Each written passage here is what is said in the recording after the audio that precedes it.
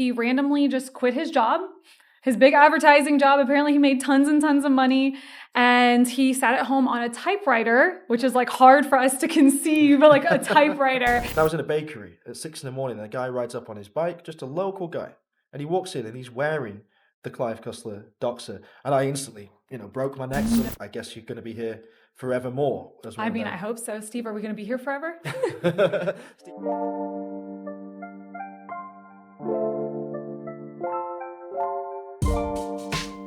Welcome back to the Time Out Watch Fair here in Gambrills, Maryland at the Little Treasury Jewelers. I am joined by Jackie O'Rourke of DOXA, who's actually brought along more product than anyone else has so far. So we've got 16 watches in front of us. We probably won't be able to talk about them individually, Jackie, but thank you for joining us. Thank you for taking the time, and welcome. Thank you. It's always a pleasure to be in Granville. Yeah, it really is a great place to come, and it's a great community vibe with the audience. Now, DOXA is known in the watch world as one of the most beloved brands, and you have passionate fans all over the world. What are they like in the US? We do. So I would say in the US, they're the most passionate because they grew up on Clive Cussler books. And of course, I mean, Jacques Cousteau was all over the world, right? But there is something a little more special about that Clive Cussler generation in America that gives them a little more of a boost. They're more enthusiastic about it. They want to, it's almost like Pokemon. They want to collect them all, and it's so much fun. And I was discussing it with a few of the customers at this event today that, this store was picked for a reason because they're mad that we're not in Virginia. And I said, well, I mean, Steve's not in Virginia, so I'm not in Virginia because Steve really helps to cultivate that community. And that's something that we look for in an authorized dealer with DOXA, is to keep that community vibe and the spirit of DOXA alive in that way. Well, Steve and I were talking off camera earlier about how there are so few retailers that now make the investment that Little Treasury has done in putting on this event, a multi-day event for many, many brands to descend, not just from around the US, but also internationally, of course. It must be a great chance to meet people that you even haven't seen before and to introduce them to the brand. And when you do, what models do they gravitate towards? Is it the classic orange or is it something else? So I would say in general, everyone gravitates towards orange, right? Because DOXA really made that their color. They're known for it. Yes, thank you. So yes, always an orange, but I would say that they're going after the 300T, which I did bring with me. So that would be one of our, what I like to call favorites or top watches. This is the one that Jacques Cousteau wore, first watch in the world with the helium escape valve for the grand public, or the sub 300, which is kind of people call it the little brother. Cases are exactly the same, but it has a dome sapphire crystal, so the dial looks a little bit smaller. So they're kind of always keen on one of those two. But what I brought with me today, because we had a really, really amazing event over the summer, like we always do, just a DOXA event. And so we talked about the GMTs then, but today I brought all of the 750 models. So this is our new big boy, 45 by 47 millimeters, coming in all 8 of our colorways. So the 7 classics plus the new sea emerald green. Now, you talked about the green because although the camera doesn't pick this up, Jackie's trousers are green, and we were wondering whether she was a Miami Hurricanes fan or whether it was something else. The name made me think it might be Ireland, but no, it's because orange is the classic color and this emerald green is the new exploratory color for DOXA. Really. Yes. How has it been received? So I don't think that it's almost like the stepchild in a way, because the DOXA fans, and it's a beautiful thing. They love what they love. They love the nostalgia. They love the original. Sometimes new isn't always the favorite. So that's why, for example, even on the 750, we did the beads of rice bracelet instead of on the original big boy, the 1500T. It had its own kind of metal bracelet. So sticking with the classics is always a safer bet in DOXA, but I think people enjoy the green.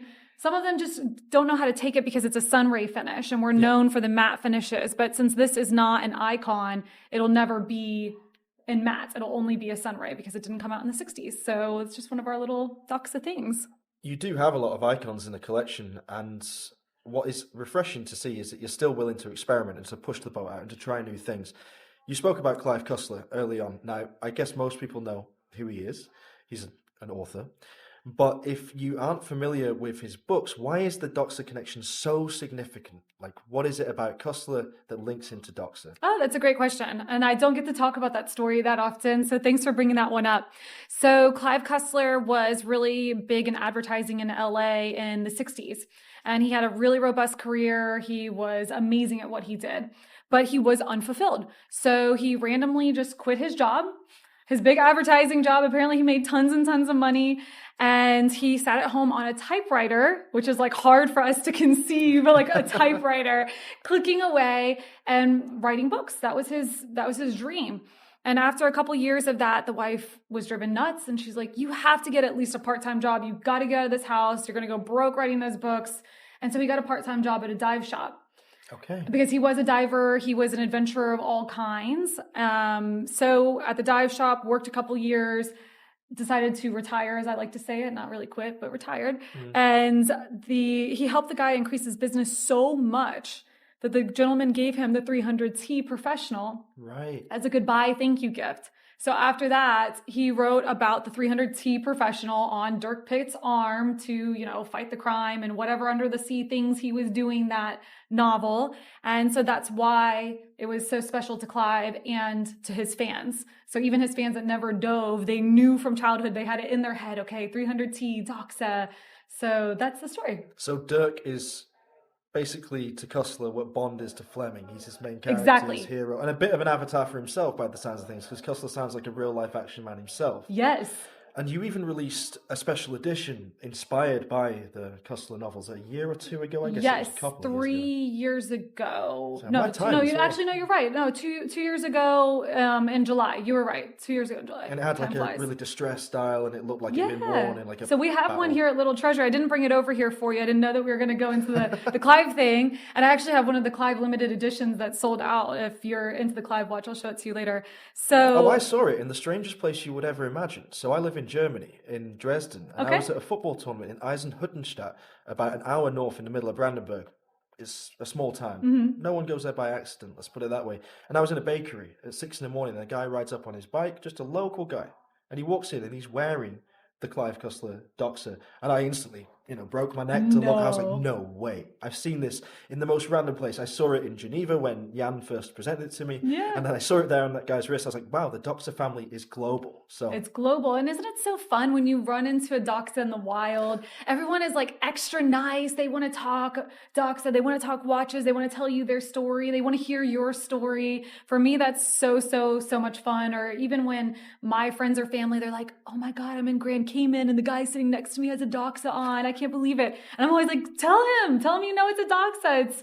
It's cool. It's really nice. So it was the original Clive Cussler with the beige dial. Yeah, so we did a limited edition with the black dial too, to honor Clive Cussler's, what would have been his 93rd birthday a year ago. And then this year, the limited edition for his 94th birthday was this watch with his Numa logo on it. incredible. So it was kind of like the sneak peek. So that came out in July, and then these were officially launched and spoken about in September. So that was really fun to still keep Clive alive. And actually, it's a Clive Cussler convention right now this weekend as well in South Carolina.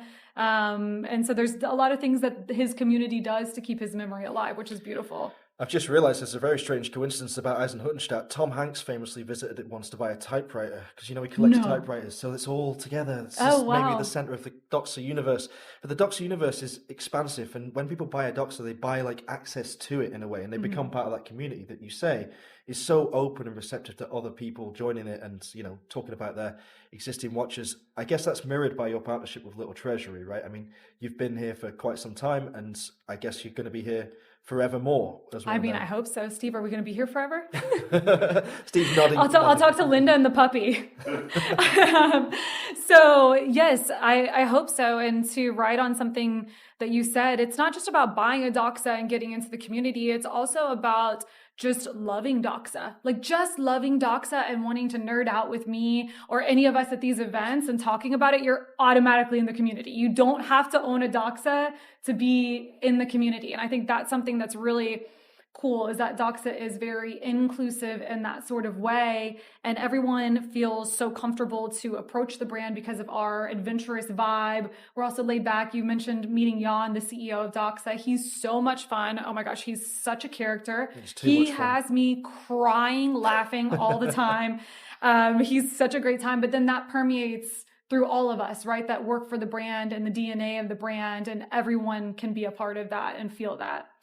Well, you didn't hear it here first, but you heard it here again. DOXA is a great community to be part of, and thank you for bringing us all these watches to pore over. I'm sure you've seen some nice visuals of them throughout the video. We'll be back again soon with more interviews from the Time Out event 2025. See you soon.